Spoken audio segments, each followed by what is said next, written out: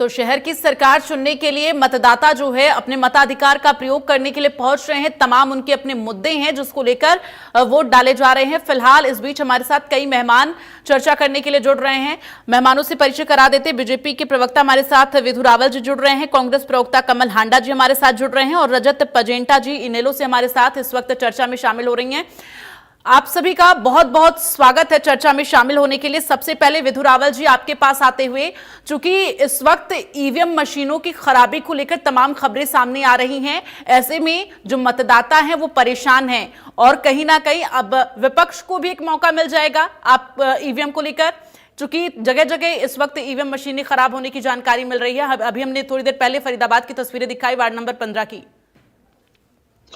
दीपशी जी, आपको नमस्कार और आपके माध्यम से इंडिया न्यूज देख रहे सभी दर्शकों को नमस्ते। हमारे जो पैनलिस्ट हैं उनको भी नमस्ते। देखिए, मैं उम्मीद कर रहा हूँ मेरी आवाज ठीक ठाक आ रही है आपको। हाँ जी, हाँ जी जी। देखिए, आज जब मैं और आप बात कर रहे हैं तो हरियाणा भर के 7 नगर निगमों में और 4 नगर परिषदों में 21 नगर पालिकाओं में 350 के करीब 300 से ऊपर वार्ड्स जो हैं उनमें और 4000 ईवीएम्स में जो है चुनाव का काम हो रहा है। 4000 अलग अलग ईवीएम्स में काम हो रहा है। तो जब हम बात कर रहे हैं एक ईवीएम की कहीं पर खराब होने की और इस प्रकार का तमाशा जो आपके यहाँ पर अभी भी थोड़ी देर पहले हमने देखा, बड़ा ही अनवारंटेड है। ये बताता है कि मैं अज्यूम कर रहा हूँ कांग्रेस का व्यक्ति था जो तमाशा कर रहा था वहां पर, जो कह रहा था कि 6 बजे से लोग लाइनों में लगे हुए। 6 बजे से कहीं लाइनों में नहीं लगे हुए। शहर का चुनाव है। शहर में जो है लोग जो सैर कर कर घर आ गए, उसके बाद दोबारा जाकर जो है लोग गए हैं। 8 बजे से इस बार जो है 7 बजे नहीं 8 बजे से इस बार जो है चुनाव शुरू हुआ है। तो 6 बजे से 5 बजे से या 4 बजे से लेकिन सच्चाई तो ये है ना कि मशीन खराब होने की वजह से मतदाता परेशान हैं, इंतजार कर रहे हैं। मशीन खराब होती है। जब मैं और आप डिबेट कर रहे हैं, कई बार आपकी भी मशीन खराब हो जाती है। कई बार आप और हम बात कर रहे होते हैं तो आपकी भी मशीन खराब हो जाती है। 1-2 बार ऐसा भी हुआ कि टेक्निकल इश्यूज के कारण जो है डिबेट को बीच में छोड़ना पड़ा हमें। 1-2 बार ऐसा हुआ कि टेक्निकल इश्यूज के कारण डिबेट शुरू ही नहीं हो पाई। देखिए, मशीन खराब होना कोई बड़ा इशू नहीं है। फिर मैं समझ नहीं पा रहा कि इन्फ्रेंस क्या ड्रॉ कर रहे हैं कि भाजपा ने मशीन खराब करवा दी क्या? अगर ऐसा है, 4000 मशीनों में केवल एक मशीन इन्हें लगती है जिसमें थोड़ा बहुत ठीक प्रदर्शन कर सकते थे। बाकी 3999 मशीनों में भाजपा एक तरफा जीत रही है। एक मशीन, देखिए, एक वार्ड की भी बात अगर कर रहे हैं ना, फरीदाबाद के वार्ड नंबर 15 को जो है, तो एक वार्ड में भी करीब करीब 10 बूथ हैं। उसके बाद आकर ये बातें कहना, अंबाला में भी ये दिक्कत आई थी सर। हाँ, तो जहां जहां दिक्कत आ रही है वहां पर जो ऑफिशियल्स हैं, जो कि इस समय पूरी कमान संभाले हुए हैं, ये भाजपा के हाथ में नहीं है कमान, ये कांग्रेस या इंडियन नेशनल लोकदल के हाथ में नहीं है, ये इलेक्शन कमीशन ऑफ इंडिया के हाथ नहीं, वो आपके हाथ में नहीं है। मेरा बस जस्ट सवाल ये था कि अगर इस तरह से दिक्कतें आ रही हैं तो कहीं ना कहीं विपक्ष को भी एक मौका मिल गया है आपके प्रति। विपक्ष को अगर ये मौका लगता है तो मुझे लगता है कि ये एक खुशखबरी है। इसलिए खुशखबरी है क्योंकि असल मुद्दे उनके पास है नहीं, ये इस बात का सूचक है।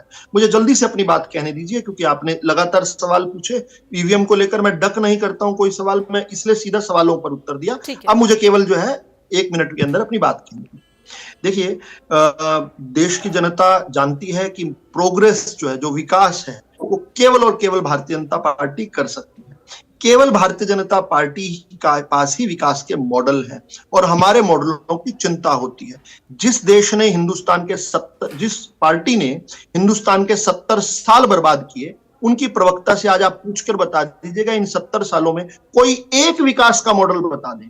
ये गुजरात के मॉडल की चर्चा करते हैं, या छत्तीसगढ़ की बात करते हैं, राजस्थान मध्य प्रदेश की बात करते हैं, हरियाणा में बिना पर्ची खर्ची की सरकार की बात हम आज पूरे देश में चर्चा है। लेकिन जिस पार्टी ने देश के 70 साल बर्बाद कर दिए, उसके पास कोई एक भी विकास का मॉडल गिनवाने लायक नहीं है, और हो तो जरूर बताएं। दूसरी बात, आज जब जनता चुनने जा रही है तो क्या जो अभी थोड़ी देर पहले हमने ड्रामा देखा, क्या इस ड्रामा को कंटिन्यू करते देखना चाहती है? यानी कन्फ्रंटेशन के लिए चुनने जा रही है? नहीं जा रही। जनता थर्ड इंजन जो है, 2 इंजन जनता चुन चुकी है भारतीय जनता पार्टी के रूप में। देश में भाजपा की सरकार, प्रदेश में भाजपा की सरकार।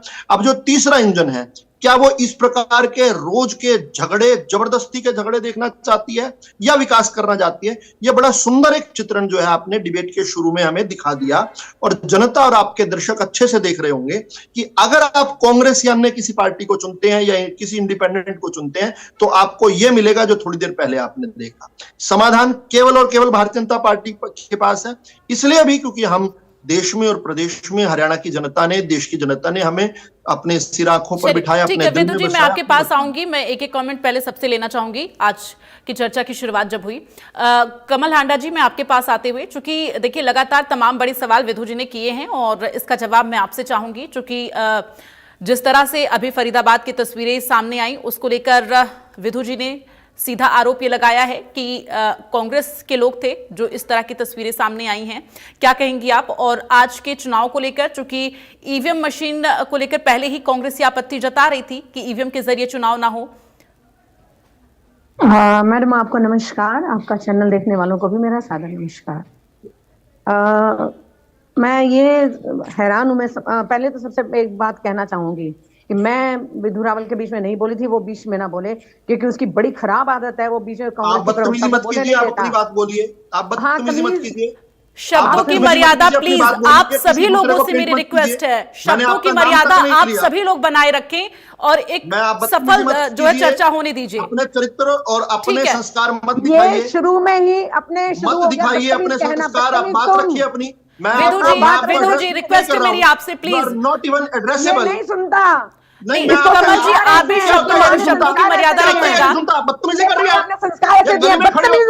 गली में खड़े होकर जैसे गली में। कमल हांडा जी देखिए, शब्दों की मर्यादा मैं आप सभी गेस्ट से ये बोलूंगी, शब्दों की मर्यादा बनाए रखिए प्लीज।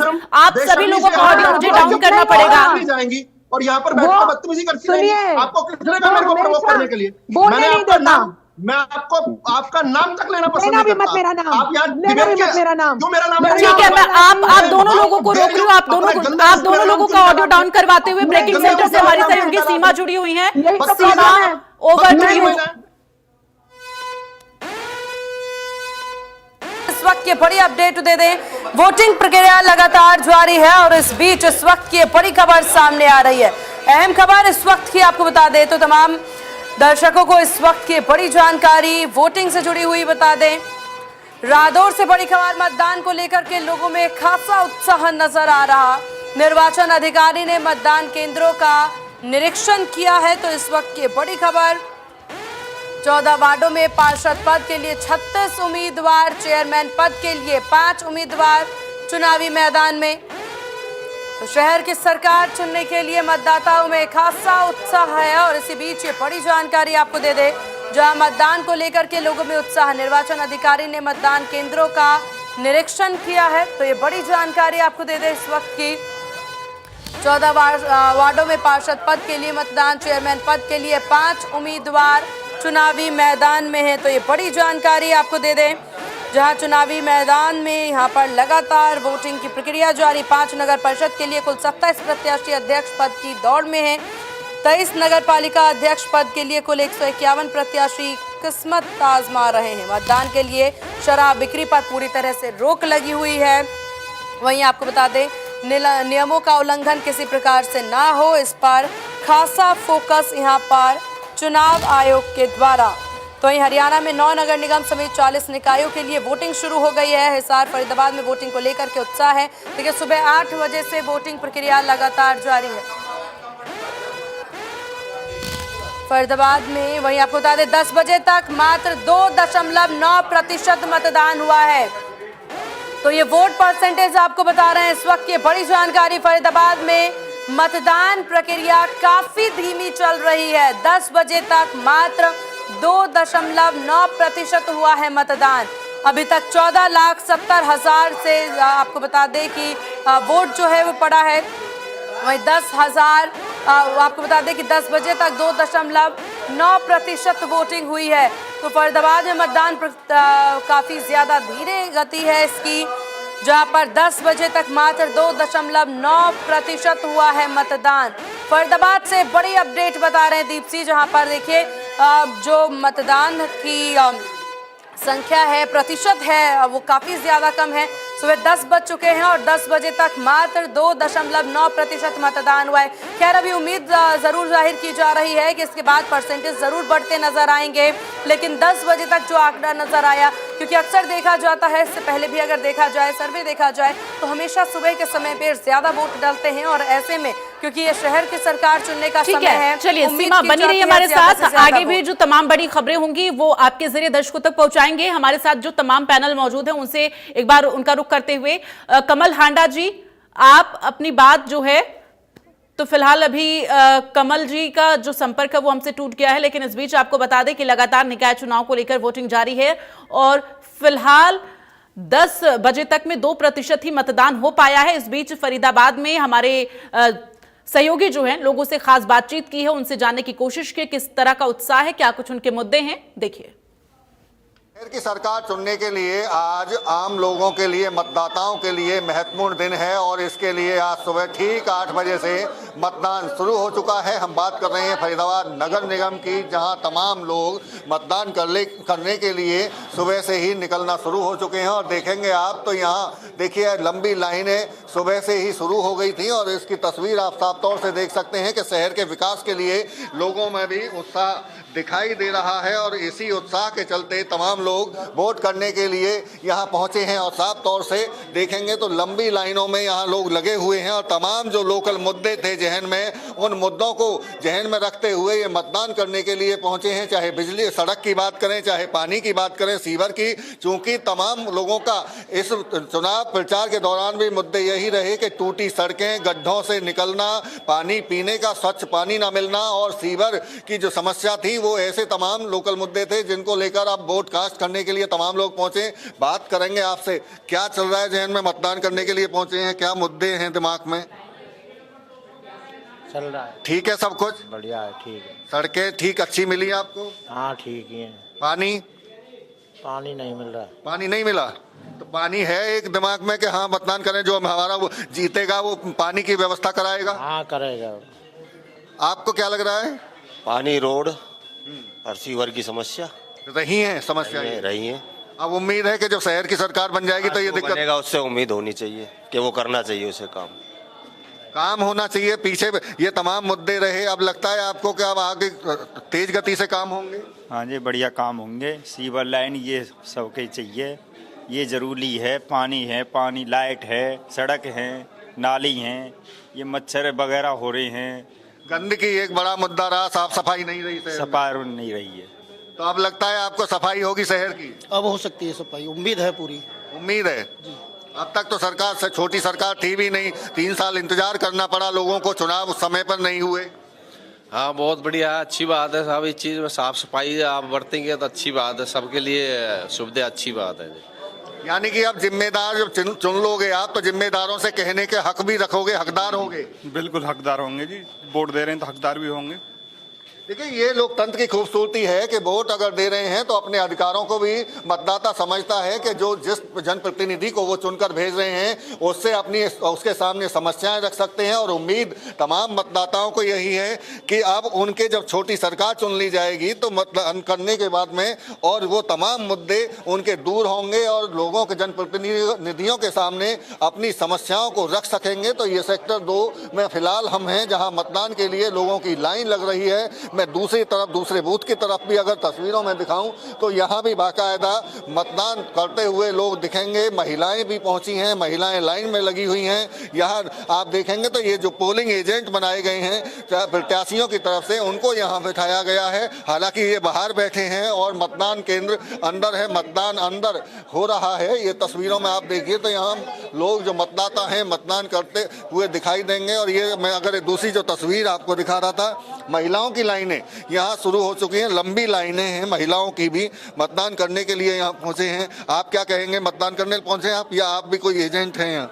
नहीं, मतदान करने के लिए पहुंचे और हमारे लोकतंत्र की यही खूबी है कि राजा का बेटा राजा नहीं बनता, जिसको जनता चाहती है वो राजा बनता है। यही तो खूबी है हमारे लोकतंत्र की। लोकतंत्र की खूबी तो आपने बता दी, लेकिन शहर की समस्याएं क्या हैं जिस पे आपके जहन में हो कि अगर मैं वोट कास्ट कर रहा हूं तो मेरी ये दिक्कतें भी दूर होंगी? देखिए, हर मतदाता यही सोचकर वोट करता है कि जो मेरी समस्या है उनका हल होगा, जो अपने वार्ड की समस्या है उनका हल होगा। जब जिसको जिताकर भेज देंगे तो हर पूरी वार्ड अपनी ये उम्मीद लगा के बैठता है अभी हमारा जो समस्या है उनका हल कर पाएंगे। आपके वार्ड में किस तरह की समस्याएं रही जिन्हें अब लगता है आपको कि वो दूर हो जाएंगी? देखिए, पार्षद का ना एक छोटा सा मूलभूत सुविधाओं का मामला होता है, या तो बिजली, पानी, सीवर, पार्षद यही कुछ कर सकता है और पार्षद इस चीज पर भी खरा उतर जाए वो बहुत बड़ी बात है। बड़ी शानदार बात कह रहे हैं कि पार्षद अगर इन समस्याओं को दूर कर दे तो ये एक बेहतरीन बड़ी बात है। और माता जी वोट करने पहुंची हैं, कहाँ रहती हैं? तिरखा कॉलोनी। तिरखा कॉलोनी। समस्याएं हैं क्या तिरखा कॉलोनी में? समस्या तो आप जब वोट करने पहुंची हैं तो लगता है कि कुछ सुधार होगा, सरकार सुनी जाएगी? तो यही है बड़े बुढ़े की एक भाई सुधार होएगा, इसीलिए वोट देने आया इंसान। अब करना तो इनके हाथ है, जो बन जा फिर। तो उम्मीद क्या है? उम्मीद तो है ही एक भाई करेंगे ही कुछ ना कुछ। बिल्कुल, ये तमाम मतदाता अपनी बातों को भी रख रहे हैं और कहीं ना कहीं जिस तरह से चुनाव छोटी सरकार का होगा तो उससे उम्मीद भी रख रहे हैं कि सरकार जब बनेगी नगर निगम में मेयर होंगे और जो पार्षद होंगे उनकी समस्याओं को दूर करेंगे। दूसरी तस्वीर आप देखिए, इस मतदान केंद्र की केंद्र संख्या 1202 है ये, और आप यहाँ भी तमाम जो कर्मचारी मतदान प्रक्रिया में जुटे हुए हैं वो यहाँ मौजूद हैं और जो लोग मतदाता हैं वो वोट करने के लिए पहुंच रहे हैं। और बाकायदा पुलिस की भी यहाँ कड़ी निगरानी के बीच में ये मतदान प्रक्रिया शुरू की गई है और पुलिस भी पूरी तरह से चौकस दिखाई दे रही है कि किसी तरह की बोगस वोट ना हो, लड़ाई झगड़ा ना हो, क्योंकि छोटे चुनाव में और कई बार छोटे छोटे मुद्दों पर भी झगड़ा हो जाता है। तो इसी को लेकर पुलिस की भी चाक चौबंद व्यवस्था की गई है। फरीदाबाद से देवेंद्र कौशिक, इंडिया न्यूज। और हमारे साथ जो पैनल मौजूद है, एक बार फिर से चर्चा का रुख करूंगी, लेकिन उससे पहले एक हम्बल रिक्वेस्ट है आप सभी मेहमानों से कि कोई किसी पे पर्सनल टिप्पणी नहीं करेगा और इसके साथ ही जो तमाम मुद्दे हैं उनको लेकर हम चर्चा करेंगे, क्योंकि यह मुद्दा जनता के सरोकार से जुड़ा हुआ मुद्दा है। ऐसे में कमल हांडा जी, आपका रुख करते हुए, चूंकि आप अपनी बात रख रही थी, आप अपनी बात रखिए। विनम्र निवेदन है आपसे, कोई किसी पे पर्सनल टिप्पणी नहीं करेगा।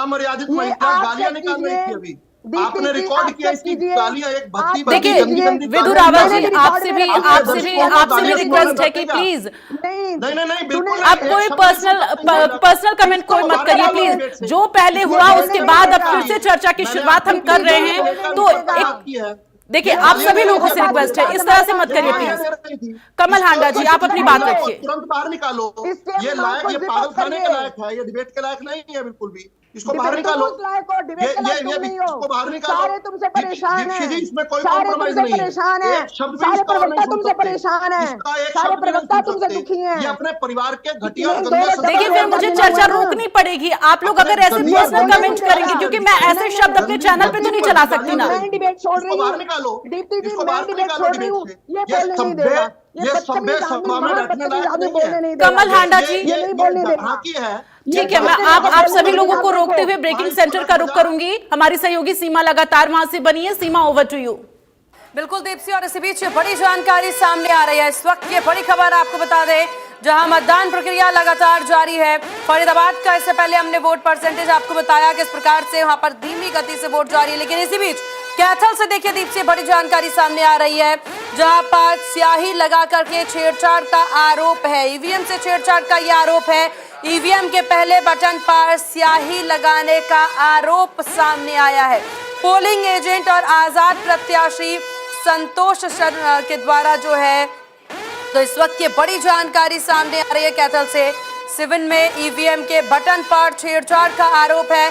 कहा जा रहा है कि स्याही लगा करके बटन के साथ छेड़छाड़ की गई है। ईवीएम के पहले बटन पर स्याही लगाने का ये आरोप सामने आया है। पोलिंग एजेंट और आजाद प्रत्याशी, इस वक्त की बड़ी जानकारी आपको बता दें, तो सिविन में ईवीएम से छेड़छाड़ का यह आरोप। कैथल से इस वक्त की बड़ी जानकारी, ईवीएम से दीप सी छेड़छाड़ की गई है और माना जा रहा है कि जो ये पहला बटन है उस पर स्याही लगा दी गई है और अब इसको लेकर के एक्शन लेने की बात भी सामने आ रही है। तो कैथल से बड़ी जानकारी आपको बता रहे हैं, ईवीएम से छेड़छाड़ का आरोप है। लगातार यहाँ पर एक तरफ सुरक्षा व्यवस्था करी, बेहतरीन तरीके से मतदान कराने की बात कही जा रही है और यहाँ पर जिस तरह की खबर ये सामने आ रही है, ईवीएम के बटन पर स्याही लगाने का आरोप सामने आया है। संतोष शर्मा ने ये आरोप लगाए हैं। तो ये बड़ी जानकारी आपको दे दे कैथल से, जहां पर ईवीएम से छेड़छाड़ का ये आरोप सामने आ रहा। तो इस वक्त ये बड़ी जानकारी, ईवीएम से छेड़छाड़ की गई है, स्याही लगाकर छेड़छाड़ का ये आरोप है कि ईवीएम के साथ छेड़छाड़ की गई है। पहले बटन पर स्याही लगा दी गई है। आजाद प्रत्याशी संतोष शर्मा ने ये आरोप लगाया है कि ईवीएम के साथ छेड़छाड़ हुई है। अब हालांकि इस पर किस प्रकार से कार्यवाही होती है ये भी देखने वाली बात होगी। जांच टीम यहाँ पहुंचेगी, चेकिंग करते नजर आएंगी कि टीम के द्वारा कि किस प्रकार से यहाँ पर जो आरोप लगाया गया है इसमें कितनी सत्यता है। तो दीप से आपको बता दें कैथल से खबर सामने आई जहाँ पर ईवीएम का जो बटन है, चलिए अब देखना ही होगा इस पर क्या कुछ कार्रवाई होती है। सीमा बनी रही है हमारे साथ, और एक बार फिर से चर्चा का रुख करते हुए कमल हांडा जी अब हमारे साथ नहीं जुड़ी हुई हैं, और अब मैं रुख करूंगी रजत पजेंटा जी, आपका इनेलो से हमारे साथ जुड़े हुए हैं। रजत जी, आज के इस पूरे निकाय चुनाव को लेकर इस वक्त इनेलो पार्टी को आप कहां देख रहे हैं? और चूंकि देखिए सभी पार्टियों के अपने अपने दावे हैं और जनता के बीच बड़े वादे भी किए गए हैं, ऐसे में आज के निकाय चुनाव को लेकर क्या कहेंगे आप? देखिए, पहले तो जो वोटिंग है आपका कॉन्स्टिट्यूशनल राइट है, और मैं सभी से आग्रह करूंगा, क्योंकि छुट्टी का दिन है और वोटिंग वाले दिन वैसे छुट्टी होती है, तो अपना उसका पूरा फायदा उठाएं और भारी संख्या में जिसका भी आपका मन करे, जो भी कैंडिडेट आपको ठीक लगे, उसको आप जो है वोट करने का काम करें। जो बढ़िया सच छवि का व्यक्ति हो, जात पात और कोई धर्म के बंधनों में बंध कर वोट ना करे, काम के और परफॉर्मेंस के इश्यूज के ऊपर वोट करे। अभी मैं सुन रहा था आपकी बाइट, जहां पे सीधा सीधा मूलभूत सुविधाएं ना होने की बात जो है वो कई व्यक्तियों ने जो है वो कहने का काम किया आपके कैमरे के आगे। पानी हो, सड़क हो, स्वच्छ पानी की कमी है बहुत जगहों पर, और भारतीय जनता पार्टी के जो पूर्व विधायक हैं या भारतीय जनता पार्टी के भी लोग हैं, वो भी इसका जो है विधानसभा के पटल पे भी इसका जो है वर्णन जो है वो अपने क्षेत्र की समस्या को लेकर वो उजागर करते रहते हैं। बाकी सीवरेज की समस्या है, कूड़े की समस्या है निश्चित तौर पर, और क्योंकि शहर की सरकार के बारे में आपने बात करी, और जो भी आपने तस्वीरें मीडिया के सामने हैं, अन्य चैनल्स पे भी हैं, और मीडिया के सामने जो तस्वीरें आई हैं जिसमें ईवीएम को खराब होना और ईवीएम से छेड़छाड़ होना जैसी बात जो है वो अन्य चैनल्स के ऊपर भी और सोशल मीडिया के ऊपर भी जो है वो चल रही है। और कहीं पे भी मुझे लगता है जहां वोटिंग का टाइम शुरू हो जाता है, वोटिंग से पहले जरूर लाइनें लगती हैं। बहुत से लोग ऐसे होते हैं जो शुरू में ही वोटिंग कर अपना जो है वो जो कर्तव्य का पालन करते हैं, और उसके बाद फिर वो अपने अन्य जो है दिनचर्या में जो है वो उसमें बिजी हो जाते हैं।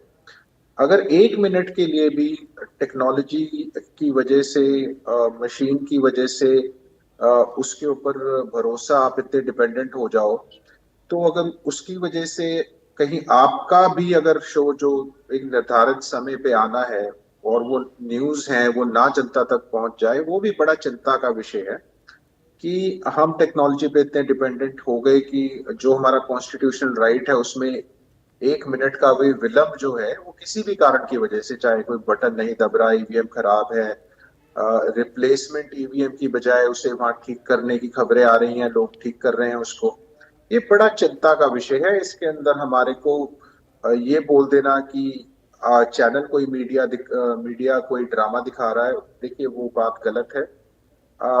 कौन जीतेगा कौन हारेगा, जनता किसको वोट करे, ये एक अलग विषय है, लेकिन आपके कॉन्स्टिट्यूशनल राइट्स के अंदर अगर 1 मिनट का भी विलंब या हनन होता है किसी भी कारण की वजह से, तो उस कारण को ही रिप्लेस करना जो है वो ज्यादा जरूरी है। मुझे लगता है अगर बैलेट से अब जो है निश्चित तौर पर अब इस चीज को देखा जा रहा है कि अगर अब बैलेट से चुनाव होता तो निर्धारित समय के ऊपर वो शुरू होता, और उसमें हमें टेक्नोलॉजी के बैसाखियों पर और उसके भरोसे नहीं रहना पड़ता कि हम अगर टेक्नोलॉजी ठीक काम करेगी तो ही वो आगे वोटिंग होगी। एक चैनल का डिबेट या चैनल की न्यूज तो आगे भी दिखाई जा सकती है।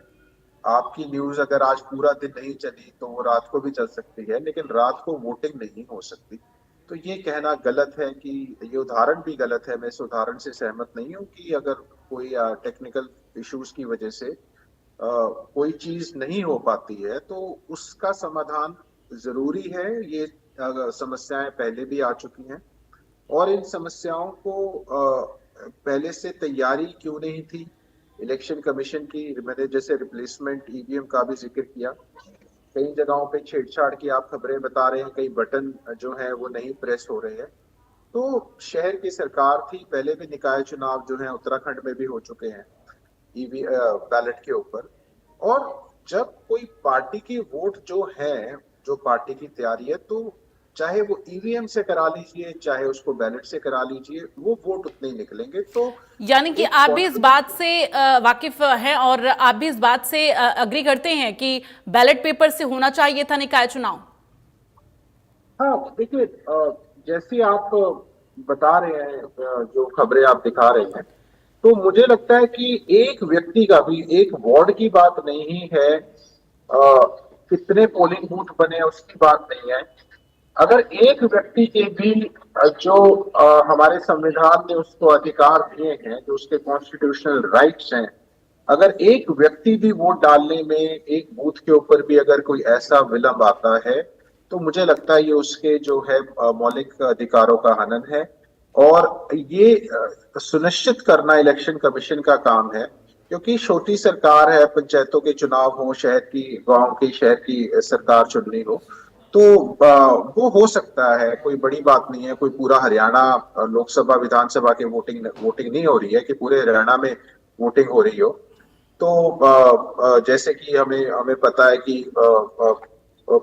आपने जो दिखाया है, तो उसके आधार के ऊपर हम निश्चित तौर के ऊपर ये बोल सकते हैं कि बैलेट के ऊपर अगर चुनाव होता तो निर्धारित समय पे होता। इसका जवाब मैं विधु जी से लूंगी, लेकिन यहाँ पर आप दोनों लोगों को रोकते हुए एक बड़ी खबर आ रही है, ब्रेकिंग सेंटर का रुख करेंगे। सीमा, बताएं।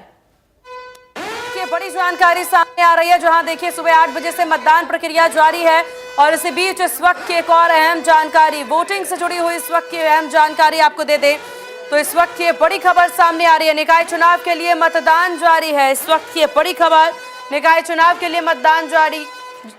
10 बजे तक 7.6% मतदान हुआ है। 10 बजे तक 7.6% हुआ है मतदान। तो हालांकि देखिए दीप सिंह, मतदान केंद्रों पर मतदाताओं की लंबी कतारें जरूर नजर आ रही हैं। वोटिंग को लेकर के काफी उत्साह भी नजर आ रहा है और मतदान करने की अपील भी लगातार सभी के द्वारा जरूर की जा रही है कि मतदान करने के लिए जरूर पहुंचे।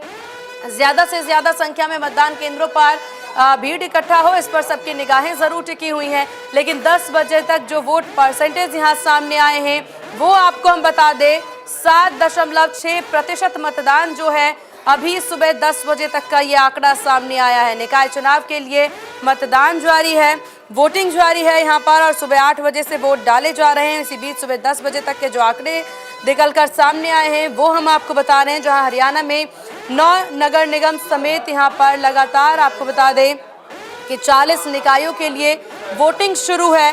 हिसार, फरीदाबाद में भी वोटिंग को लेकर के काफी उत्साह नजर आया। हालांकि फरीदाबाद के आंकड़े जो हैं कुछ खासा बेहतर 10 बजे तक नजर नहीं आए थे, लेकिन ओवरऑल जो 10 बजे तक ये आंकड़े नजर आ रहे हैं 7.6% मतदान के, जहां आपको बता दें कि पोलिंग पार्टियां जो हैं वो भी नजर आ रही थी यहाँ पर पूरी मुस्तैदी से। गुरुग्राम में भी वोटर आने वाले वोटरों की संख्या जो है वो बेहतरीन देखने को मिली। ठीक है, सीमा बनी रही हमारे साथ और एक बार फिर से मेहमानों का रुख करते हुए, विधु जी आपका रुख करते हुए, चूंकि देखिए बैलेट पेपर से वोटिंग होनी चाहिए थी, इस बात को लेकर रजत जी भी अग्री कर रहे हैं। लेकिन इस बीच अगर हम बात करते हैं, चूंकि बीजेपी लगातार ये दावा कर रही है कि ट्रिपल इंजन की सरकार बनेगी और जैसा कि हम लगातार तस्वीरें भी दिखा रहे हैं, तमाम जो है जमीनी हकीकत दिखा रहे कि किस तरह से तमाम अव्यवस्थाएं हैं जिन्हें दुरुस्त करना होगा जो भी शहर की सरकार आती है। चूंकि इसी उम्मीद के साथ जनता आज अपने मताधिकार का प्रयोग कर रही है। प्राथमिकताएं क्या होंगी अगर शहर में आपकी सरकार बनती है? बिल्कुल स्पष्ट हैं और हमारी प्राथमिकताओं को देखते हुए जनता हमारे पक्ष में वोट कर रही है। जिस प्रकार से हमने भूमि का मालिकाना हक को लेकर जो है एक बहुत बहुत अनूठी और बहुत बड़ी जो है पहल की है। हमने कहा कि ग्रामीण और शहरी क्षेत्रों में जो 20 साल तक से जो पिछले 20 साल से जहां रह रहे हैं उनको मालिकाना हक हम देने वाले हैं। हमने महिलाओं के नाम मकान जो है भू स्वामित्व योजना से शुरू किया था, लेकिन अब आगे बढ़कर हम महिलाओं के नाम ही मकान कर रहे हैं। प्रधानमंत्री जी ने जो 3 करोड़ के करीब जो मकान दिए हैं उनमें भी 70% से अधिक महिलाओं को दिया। हरियाणा के अंदर भी हमने कहा कि भाई हम 25% तक हाउसिंग टैक्स में छूट देंगे जो महिलाओं के नाम पर मकान है। हमने कहा कि वैध दायरे के अंदर जो बीच में कोई छोटी मोटी जगह कहीं रह जाती है अवैध, अब तक जो वैध नहीं हो पाई उसको भी हम वैध करेंगे। हमने कहा कि हम सरलीकरण करेंगे हाउस टैक्स का। हमने कहा कि हम पार्क्स के अंदर विशेष व्यवस्थाएं करेंगे जिससे जो है पार्क का सौंदर्यीकरण भी हो और वो जो है हमारी सेहत के लिए लाभकारी भी हो पाए। हमने कहा कि हम महिलाओं के लिए पिंक टॉयलेट और सैनिटरी जो नैपकिन वेंडिंग मशीन्स हैं वो जगह जगह पर लगाएंगे। हमने ये भी कहा कि हम सौर ऊर्जा और सौर पैनल से जो है बिजली उत्पादित कर इन सब जो संस्थान है उनको हम बिजली देंगे। इलेक्ट्रिक बसेस हम जानते हैं कि 9 अलग अलग जिलों के अंदर 9 सिटी के जो हेडक्वार्टर्स हैं वहां पर चल रही हैं। बाकी भी सभी सिटीज के अंदर हम इलेक्ट्रिक बसेस करके न केवल प्रदूषण से राहत देंगे बल्कि पब्लिक ट्रांसपोर्ट के नाम पर एक बहुत बड़ी क्रांति लेकर आ रहे हैं। और जिस प्रकार से पार्किंग और ट्रैफिक की व्यवस्था है उसको सुधारने के लिए हम बहुत अभूतपूर्व काम करने वाले हैं। जल की निकासी को लेकर किस प्रकार से जो है चलता है, जब हम वाटर लॉगिंग देखते हैं अलग अलग समय में उसका स्थायी समाधान करेंगे। कचरे के निस्तारण के लिए हम लगातार आंदोलनरत हैं। हमने बहुत सारा अच्छा काम किया है, उस और बेहतर काम को और तेजी से बढ़ाएंगे। चाहे सीवरेज और जल कनेक्शन की बात हो, चाहे जो बेसहारा पशु हैं उनके लिए जो है सही स्थान पर। विधु जी, आपने पानी का जिक्र किया है तो एक छोटा सा काउंटर देते हुए, चूंकि अभी हमने फरीदाबाद की रिपोर्ट दिखाई, इससे पहले हमने कैथल की रिपोर्ट दिखाई थी। जनता का साफ तौर पर जो सबसे बड़ा मुद्दा है वो पानी निकासी को लेकर और पीने के पानी को लेकर, कैथल में पीने के पानी को लेकर। हालांकि कैथल में पहली बार पालिका के चुनाव भी हो रहे हैं, ऐसे में जो सबसे बड़ी समस्या लोगों के बीच में देखी गई और हमने बरसात के दौरान तस्वीरें भी दर्शकों को दिखाई है कि किस तरह से बारिश के बाद जो है हरियाणा के कुछ क्षेत्र ऐसे हैं जो पूरी तरह से जलमग्न हो जाते हैं, रास्ते नहीं होते हैं लोगों को घरों से बाहर निकलने के लिए। देखिए, ये मैं उम्मीद कर रहा हूँ, मुझे लगता है ये सवाल मुझसे है ना? जी, आपसे ही है विधु जी। देखिए, जब ये शहर बसाए गए थे, चाहे गुरुग्राम हो, चाहे फरीदाबाद हो, चाहे कैथल हो, चाहे कुरुक्षेत्र हो, चाहे यमुनानगर हो, चाहे पानीपत हो, जब इनकी बसावट हो रही थी उस समय किस प्रकार से अनप्लैन्ड तरीके से बसाए गए उसके अनेक उदाहरण मिलते हैं। मैं बता सकता हूँ गुरुग्राम के अंदर जहां मेन सीवर लाइन जो है जो 4 इंच की आप डाल दोगे, कांग्रेस की सरकारों के दौरान हुआ ये, तो आप क्या व्यवस्था सोचेंगे? आप पूरे का पूरा गुड़गांव जो है हमने लगभग 70% तक हमने उस अव्यवस्था को सुधारा है। लोग 4 इंच की पाइप आज अपने घर में भी नहीं डलवाते।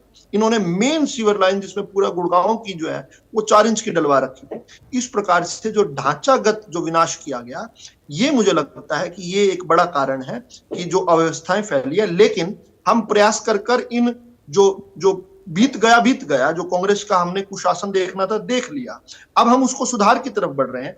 क्योंकि क्या होता था कि ये तो प्रॉपर्टी डीलर की सरकारें होती थी, जहां पर कोई डीलर ने कहा कि फला जगह काट दिया भाई, ले ले भाई सीएलयू के नाम से बदनाम रही है ये सरकार। मैं एक बड़ा महत्वपूर्ण बिंदु आपके डिबेट पर बहुत जो है लंबी चर्चा की गई उस पर मैं आना चाहता हूं, जो ईवीएम बनाम बैलेट की बात है, जिसको आपने लेकर on the top of this debate भी शुरू किया था। देखिए, हम लोग आज टेक्नोलॉजी का इस्तेमाल करके अपने अपने संस्थानों पर, अपने ऑफिस पर, अपने घर पर जो है हम जुड़े हुए हैं आपकी डिबेट से। इससे पहले ऐसी व्यवस्था थी कि स्टूडियो में आना पड़ता था। लेकिन जब हम ये यहाँ पर बेहतरी जो है टेक्नोलॉजी का इस्तेमाल कर रहे हैं, तो टेक्नोलॉजी के शत्रु मत बनिए। टेक्नोलॉजी ट्रांसपेरेंसी भी लेकर आती है। बैलेट के प्रति प्रेम जो है वो शायद इसलिए है क्योंकि बूथ कैप्चरिंग का एक इतिहास रहा है भारत के अंदर, किस प्रकार से दबंग जो है बूथ कैप्चर कर लिया करते थे। मुझे लगता है डेमोक्रेसी का इससे ज्यादा बड़ा हनन नहीं हो सकता। कोई व्यक्ति 1 घंटे बाद वोट डाल दे या 1 घंटे तक उसको वोट डालने का अधिकार ना मिल पाए और 1 घंटे बाद उसको उसका अधिकार वापस मिल जाए, मुझे लगता है इससे बड़ा कष्टकारक ये होता है कि कोई व्यक्ति अपने घर से जाकर वोट डाल कर आए, सुबह से लेकर शाम तक डाल कर आए, फिर कुछ 4 लठैत जो है उठकर बूथ कैप्चरिंग कर लें, जैसा हुआ करता था। ये बूथ कैप्चरिंग कोई नई विषय नहीं है। जब मैं बचपन में पहली बार जो है बूथ के अंदर बैठा था, एक उस समय BLO2 नहीं बोलते थे, उस समय बूथ एजेंट बोला करते थे केवल, तो मैं बैठा था, मुझे याद है वो दुर्दशा कैसी थी, कुछ नहीं पता चल रहा था, बड़ी बड़ी मिल भगत होकर उस समय चुनाव हुआ करता था।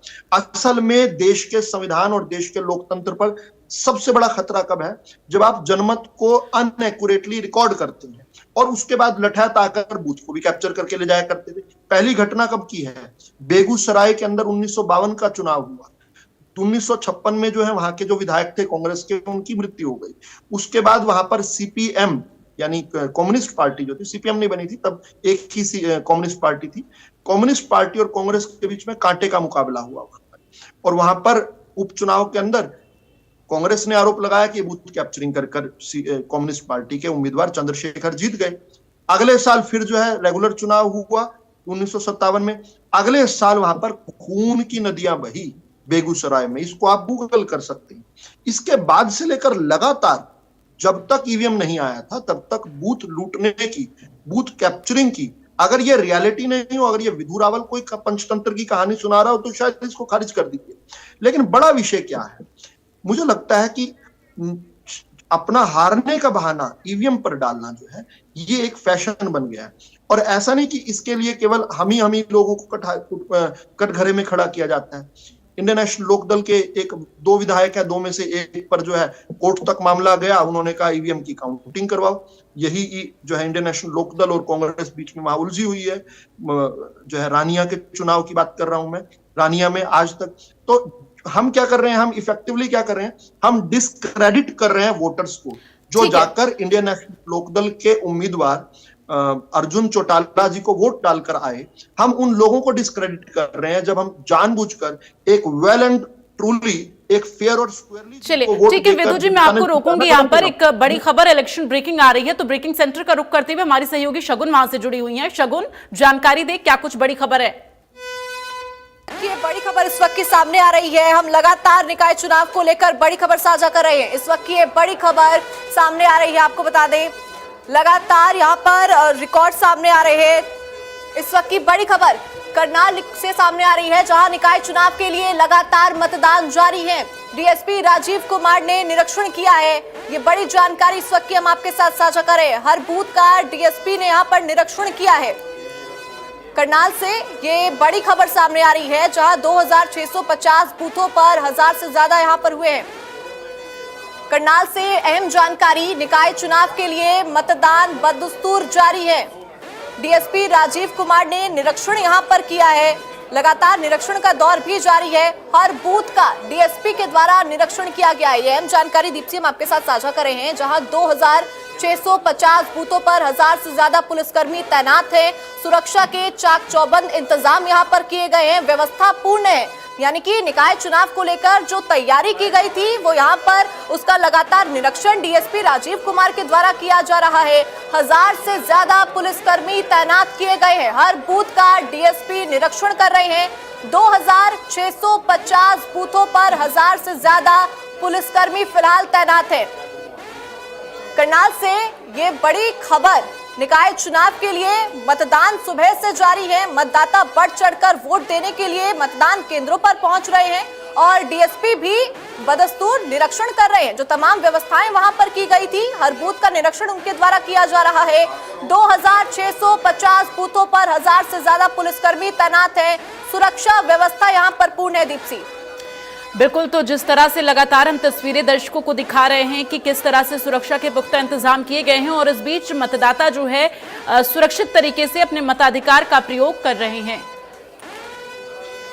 तमाम व्यवस्थाओं का जायजा ले रहे हैं। हाँ बिल्कुल, व्यवस्था दुरुस्त है जी और शांतिपूर्वक चुनाव चल रहा है। हमारे इसमें लगभग 1000 के करीब व्यक्ति हैं, पुलिस कर्मचारी, जो इसमें इस व्यवस्था को पूरी दुरुस्त रखने में सहयोग कर रहे हैं। वो सारे ड्यूटी पे तैनात हैं। इसमें हमारी बूथ पार्टीज़ हैं, कुछ हमारे SHO साहिबान के साथ रिजर्व है, कुछ DSP साहिबान के साथ रिजर्व और पेट्रोलिंग पार्टीज़ हैं लगभग 14 के करीब, जो लगातार इलाके में गश्त कर रही है। जहाँ पे भी अपना मतदान हो रहा है उसकी स्थिति का जायजा ले रही हैं और अभी तक शांतिपूर्वक चुनाव चल रहा है और शाम तक भी शांतिपूर्वक अति संवेदनशील कितने बूथ हैं? इसमें हर थाना क्षेत्र में काफ़ी बूथ हैं, मल्टीपल लोकेशन है। जिस लोकेशन पे आप खड़े हैं ये भी सेंसिटिव लोकेशन में आ रहे हैं और इन पे जो सीनियर ऑफिसर्स हैं वो लगातार इसमें अपना राउंड लेते हैं और कोई बेशक संवेदनशील भी है तो कहीं भी कोई ऐसी स्थिति है जो वो बिगड़ने नहीं दी जाएगी, व्यवस्था पूरी दुरुस्त रहेगी। उसी के लिए संवेदनशील और अति संवेदनशील बिल्कुल पीसफुल है जी। हम लगातार हमारा जो वर्बल ट्रांसमिशन है ओवरसेट वो चल रहा है और उसमें कहीं भी कोई ऐसी चीज़ रिपोर्टेड नहीं है और इंश्योर करेंगे शाम तक ये पीसफुल रहे और जो मॉडल कोड ऑफ कंडक्ट है उसका पूरा पालन किया जाएगा और व्यवस्था इसी तरह दुरुस्त लोगों से अपील यही करेंगे जी, किसी भी असंवैधानिक गतिविधि में लिप्त ना रहें या कोई भी ऐसा काम ना करें जो गैर कानूनी हो। मॉडल कोड ऑफ कंडक्ट का पालन करें, मतदान अवश्य करें, अपने विवेक का इस्तेमाल करते हुए मतदान करें। शुक्रिया सर। तो लगातार मतदान जारी है, ऐसे में पीसफुल मतदान हो सके इसके लिए जो है सुरक्षा के पुख्ता इंतजाम किए गए। एक बार फिर से ब्रेकिंग सेंटर का रुख करते हुए शगुन, क्या कुछ अभी इलेक्शन ब्रेकिंग आपके पास है, जानकारी दे। जी बिल्कुल दीप्सी, इस वक्त की एक और बड़ी खबर कैथल से सामने आ रही है जहां नगर निकाय चुनावों में बड़ी अव्यवस्था सामने आई है। इस वक्त की ये बड़ी खबर कैथल से हम आपको बता रहे हैं जहां नगर निकाय चुनाव में बड़ी अव्यवस्था सामने आई है। बुजुर्गों और दिव्यांगों के लिए जो व्यवस्था थी वो यहाँ पर पुख्ता नहीं है। वोटरों के लिए व्हील चेयर की यहाँ पर व्यवस्था नहीं है, खासतौर पर बुजुर्ग और जो दिव्यांग वोटर्स है उनके लिए व्हील चेयर की व्यवस्था हर बूथ केंद्र पर यहाँ पे की जानी थी, लेकिन वो व्यवस्था यहाँ पर नजर नहीं आ रही है। सिवन के बूथ नंबर 6 पर दिव्यांग और बुजुर्गों को परेशानी हो रही है। तो कैथल से हम बड़ी खबर आपको बता रहे हैं जहां नगर निकाय चुनावों में बड़ी अव्यवस्था सामने आई है। बुजुर्ग और दिव्यांग वोटरों के लिए व्हील चेयर की व्यवस्था यहां पर नहीं है। सिवन के बूथ नंबर 6 पर दिव्यांग और बुजुर्ग खासतौर पर परेशान हो रहे हैं। निकाय चुनाव को देखते हुए हर बूथ केंद्र पर अपडेट्स हैं वो अपने दर्शकों तक देते रहेंगे। इस बीच हमारे साथ केसी मलकानिया जी वरिष्ठ पत्रकार जुड़ गए हैं, उनका रुख करते हुए केसी मलकानिया जी, जिस तरह से हम लगातार चर्चा कर रहे हैं आज के निकाय चुनाव को लेकर, ऐसे में विपक्ष की जो भूमिका है वो कहीं बहुत मजबूती से देखने को नहीं मिल रही है। आपकी क्या राय है इस पर? क्या विपक्ष की भूमिका जिस तरह से होनी चाहिए वो दिख रही है क्या? नहीं, देखो, विपक्ष जो है वो मजबूती से चुनाव नहीं लड़ रहा है। इसमें कांग्रेस नजर आ रही है चुनावों में या भाजपा के साथ सीधा मुकाबला है। इन लोग और आप पार्टी या जेजेपी जो है ये चुनावों में इतनी सीरियस नजर नहीं आ रहे। इन्होंने बहुत सारी सीटों पे तो उम्मीदवार ही खड़े नहीं किए हैं और कुछ सीटों पे जो है निर्दलीय उम्मीदवारों को समर्थन दे रहे हैं। तो इसलिए जो कांग्रेस और भाजपा के, कांग्रेस के में भी भूपेंद्र हुड्डा जी या दीपेंद्र हुड्डा जी उधर वहां या बघेल जी नजर आ रहे हैं। बाकी कांग्रेस के जो दूसरे नेता है वो भी इतने सक्रिय नजर नहीं आ रहे। तो लगता है कि विपक्ष ने भाजपा पर ही चुनाव छोड़ दिया है। जैसे भाजपा के केंद्र में भाजपा की सरकार है, स्टेट में भाजपा की सरकार, तो कहते हैं चलो ट्रिपल इंजन की सरकार बन जाए, चलो देख लेते हैं क्या काम करते हैं। तो ये देखना है कि चुनाव ये पहले छोड़ चुके हैं। विपक्ष जो है सीरियसली इस चुनाव को नहीं ले रहा है, जबकि ये चुनाव जो है लोकतंत्र की पहली सीढ़ी कहा जाता है, लोकतंत्र की नींव समझा जाता है। और यहाँ से छोटी छोटी जो बातें होती है, जैसे पानी की समस्या है, सड़क की है, बिजली पानी की है, और दूसरे छोटे छोटे मुद्दे जो है गली मोहल्ले के, उनको पे चुनाव लड़ा जाता है। तो वो वहीं से लोकतंत्र शुरू होता है। परंतु जिस प्रकार के नाखून इसमें विपक्ष में नजर आ रही है, वो इतने सक्रियता से चुनाव नहीं लड़ रहा। हालांकि ये छोटा चुनाव होता है, इसमें गली मोहल्ले के जो लोग हैं मिलकर बैठते हैं और मिलकर चुनाव लड़ते हैं। तो इसमें जो सत्तारूढ़ पार्टी है उसका इतना दबदबा नहीं होता है। वहां आप जो है खामियां गिना सकते हैं कि क्या हो रहा है, सरकार की क्या कमी है। जैसे अब ये एक मर्डर हो गया है, वो बात हो जाती है, या कहीं पर्चा लिए आउट हो गया, ऐसी बातें। तो ऐसे मुद्दे होते हैं, विपक्ष उठा सकता है। परंतु विपक्ष जो है वो इतनी सीरियसली इस चुनाव को नहीं ले रहा है। इससे लगता है कि विपक्ष जो है उसने जो चुनाव है वो कांग्रेस और भाजपा के मध्य छोड़ दिया। कांग्रेस में इतनी सीरियस नहीं है, कांग्रेस में आपसी फूट की बात तो मानी जा सकती है। परंतु कुछ नेता तो हैं चुनाव में, जैसे भूपेंद्र हुड्डा जी है, उनके बेटे हैं, या उदय भान जी है, या उनके पर्यवेक्षक है बघेल जी है। तो ये थोड़ा बहुत प्रचार कर रहे हैं, परंतु भाजपा ने मुख्यमंत्री से लेकर, लेकिन वो दिलचस्पी इस बार भूपेंद्र हुड्डा की नजर नहीं आ रही मलकानिया जी। हेलो मलकानिया जी, आवाज मिल रही है आपको? हाँ जी मिल रही। सर मैं ये कह रही हूँ इस बार वो दिलचस्पी भूपेंद्र हुड्डा की भी नजर नहीं आ रही है चुनाव में, जो कि विधानसभा चुनाव, लोकसभा चुनाव के दौरान देखा गया था।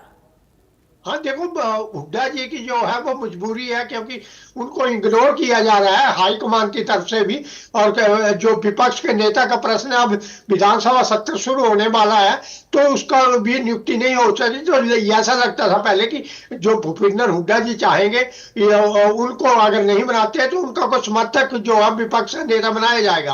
परंतु जो हाईकमान है वो लगता है कि जैसे इन्होंने आश्वासन दिया था कि हम प्रदेश में कांग्रेस की सरकार बनाएंगे, परंतु वो बनाने में असफल रहे हैं। इसके कारण जो हाईकमान है, खासकर राहुल जी है, वो नाराज लगते हैं और इसी कारण वो जो है विपक्ष का नेता नहीं चुन रहे हैं। हालांकि हुड्डा जी ने जो विपक्ष नेता का 7 सेक्टर की कोठी है उसको नहीं छोड़ा। उन्हें अभी आशा है कि शायद उन्हें या उसके किसी विश्वसनीय को विपक्ष का नेता बना। इसलिए उदासीनता बिल्कुल सही है। उदासीनता होती है जब हाईकमान आपको नजरअंदाज करता है। ठीक है रजत जी, आपसे जवाब लूंगी मैं, चूंकि विपक्ष की भूमिका को लेकर सवाल उठ रहे हैं, क्या कहेंगे आप? विपक्ष आखिर मजबूती से क्यों नहीं नजर आ रहा चुनावी मैदान में, चूंकि शहर की सरकार में सीधे जनता से जुड़ाव होना चाहिए? देखिए, बलकानिया जी ने बड़ा इसको एम्फेसिस डाल के जिस तरीके से वर्णन किया कि जो सत्ता पक्ष है वो बड़ी कॉन्फिडेंट है, बड़ी मजबूती से लड़ रही है, सारा कुछ ठीक है। मैं मानता हूँ कि इनके जो नेता हैं वो एड़ी चोटी का जोर लगा रहे हैं, लेकिन इतने कॉन्फिडेंट थे ये कि 3 साल तक ये समय पे चुनाव जब होने थे वो 3 साल तक उसे डिले करते रहे। इतनी मजबूती, इतना ही कॉन्फिडेंस, इतना ही सारा कुछ था, तो 3 साल पहले जब ये ड्यू हुए थे तभी करा लेते। उसके बाद ये बोल देना ठीक है, अभी पहले रिजल्ट आने दीजिए, उसके बाद देखते हैं कि क्या जनता का क्या रुख है, जनता का क्या मूड है।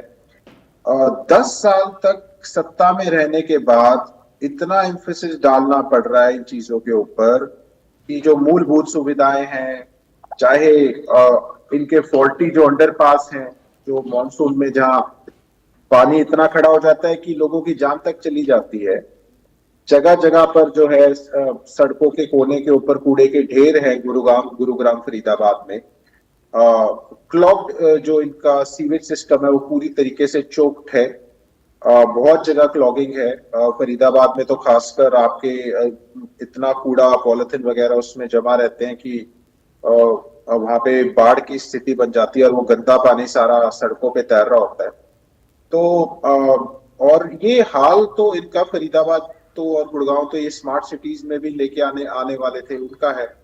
और जो हरियाणा के और जगहों में भी जहाँ पे भी रेलवे को लेकर या कहीं अंडरपास बने हैं, तो उनके अंदर भी ऐसी स्थिति है पानी खड़े होने की, और उसके बाद भी उनको इतना जोर डालना पड़ रहा है। संकल्प पत्र की बात कर रहे थे ये 20 साल जहाँ पे कोई व्यक्ति रह रहा है उसे मालिकाना हक देंगे। ये कौन सी जमीन है बताएंगे विधु रावल जी? आप कौन सी जमीन है? भाजपा के प्रवक्ता बताएंगे? उसका जवाब मैं लूंगी, लेकिन इस बीच एक बड़ी खबर आ रही है। आप सभी को रोकते हुए ब्रेकिंग सेंटर का रुख करेंगे। शगुन, जानकारी दे, क्या कुछ अभी इलेक्शन ब्रेकिंग आपके पास?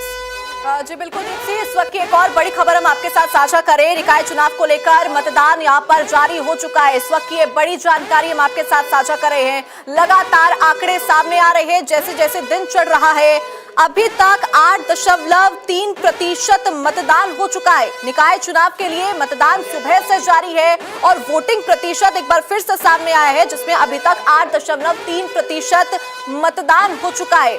ये अहम जानकारी हम आपके साथ साझा कर रहे हैं। अभी तक 8.3% मतदान हो चुका है। सुबह से निकाय चुनाव को लेकर वोटिंग जारी है। मतदाताओं के अंदर खासा उत्साह देखा जा रहा है। मतदान केंद्रों पर भीड़ भी लगी है लोगों की, ताकि वो अपनी मताधिकार का यहाँ पर प्रयोग कर सके। और इसी बीच में ये बड़ी खबर सामने आ रही है, निकाय चुनाव से जुड़ी हुई मतदान यहाँ पर जारी है। अभी तक 8.3% मतदान हो चुका है।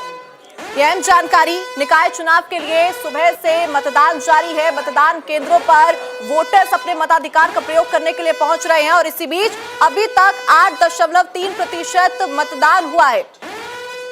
देखिए फिलहाल 8.3% मतदान अभी तक हो चुका है।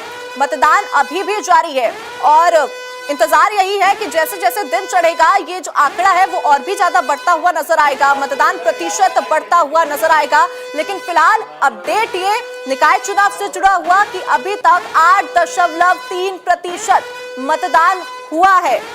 निकाय चुनाव के लिए मतदान बदस्तूर यहां पर जारी है। अभी तक 8.3% मतदान हुआ है। ये बड़ी खबर निकाय चुनाव के लिए मतदान